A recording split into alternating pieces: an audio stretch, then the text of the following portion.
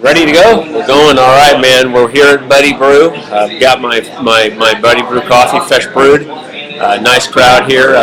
Dave Ward, the proprietor of Buddy Brew Coffee. People have wondered, why we do it here.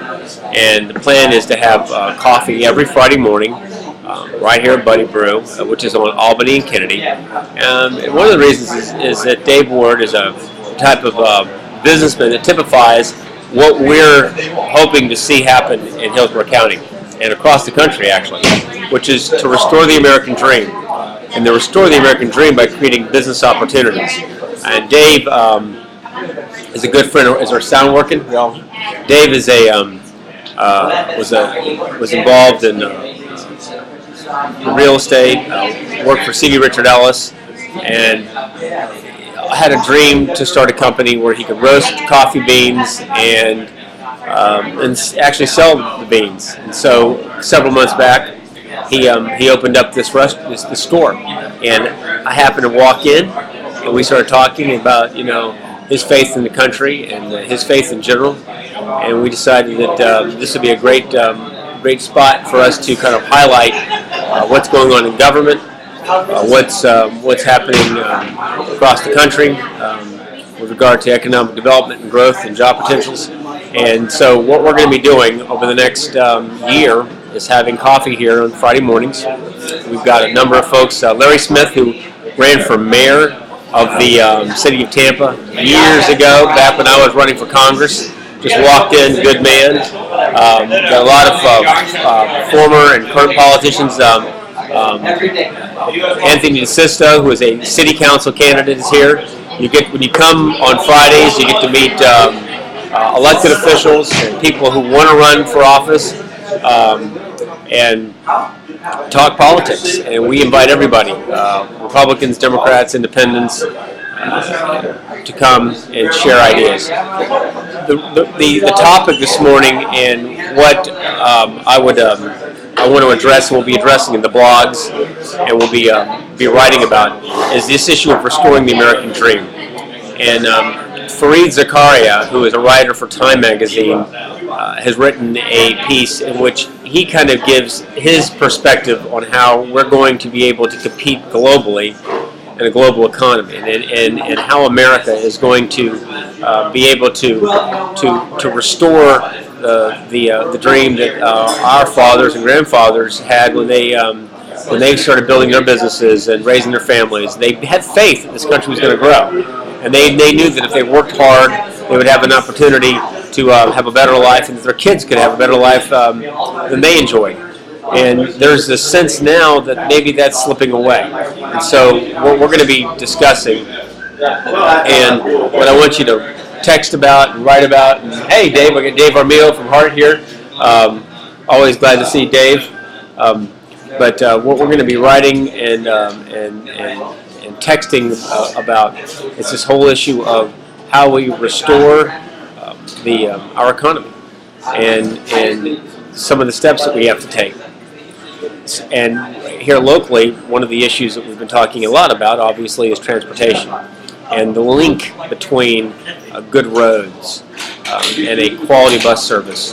And in certain areas where the cost to widen the road is just so expensive, but you want to have good, strong transportation corridors where there is that definitive link where it can't move. Some people challenge us and say, the weakness of light rail is that the system, once you build it, is in place and it can't move. Well, that's actually one of the strengths, because when you pick the right spot and you establish those links, the business community can begin to make investments around those hubs and say, this is where people are going to shop, this is where people are going to work, this is where people are going to congregate and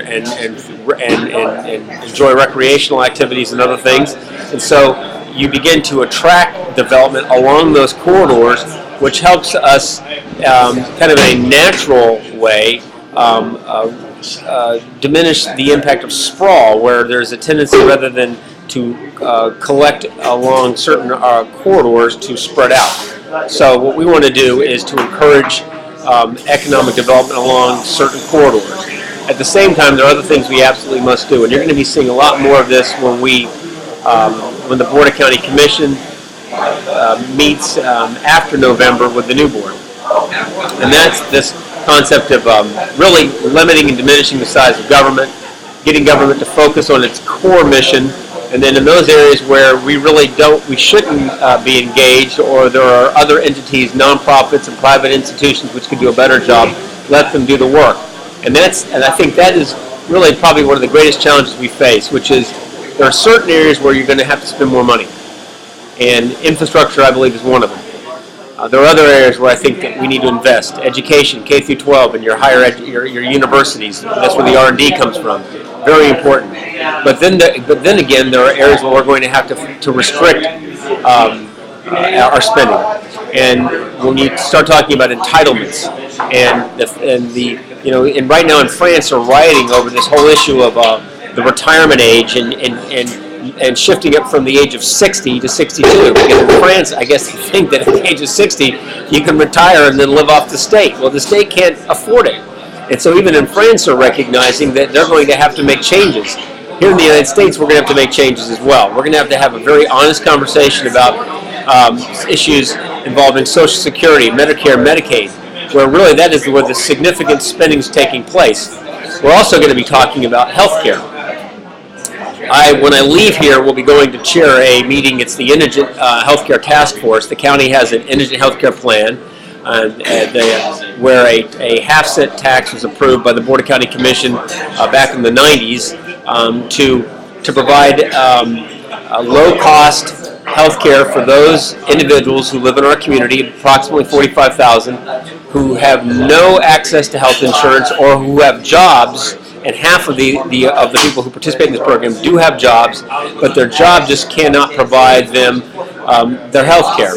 The reason that this is important is before the plan was in place, people would wait until their sickness, illness, whatever it was, got so bad, and then they would go to the emergency room. And the emergency rooms of all of our local hospitals were really becoming kind of like the place where they would go just sometimes to meet a general practitioner. And as a result, the emergency rooms were becoming clogged, hospitals were losing money and complaining, and they were coming to the county and saying, we need help. The state was also mandating to local governments that they provide a Medicaid match to help pay for the state health care plan for low income, which is Medicaid. And so the indigent tax is used to deal with the Medicaid match that we pay, which is about $10 to $12 million a year, and as well to provide a opportunity for those individuals who have health care needs to be on a plan, but is also intended to transition them off. So ultimately, they would go and get a health care through their employer. Why I talk about this is because we want to be able to take this model that we have. Last year, we were able to cut $18 million in expenditures from our plan, which we spent about approximately $100 million a year. But take that model and see if we can't get the state to look at adopting this model, and maybe even across the country, a bottom-up approach to providing health care rather than a top-down, multi-trillion-dollar plan, which we absolutely cannot afford, which no one thinks will really work and could end up making things worse. And as well just add to the tax burden of our community. So these are the things we're going to be talking about. I encourage you to blog, to write, to come in. We have interesting guests every week, and I thank you for taking the time. Enjoy your coffee, enjoy your weekend. God bless you, and we'll talk with you soon.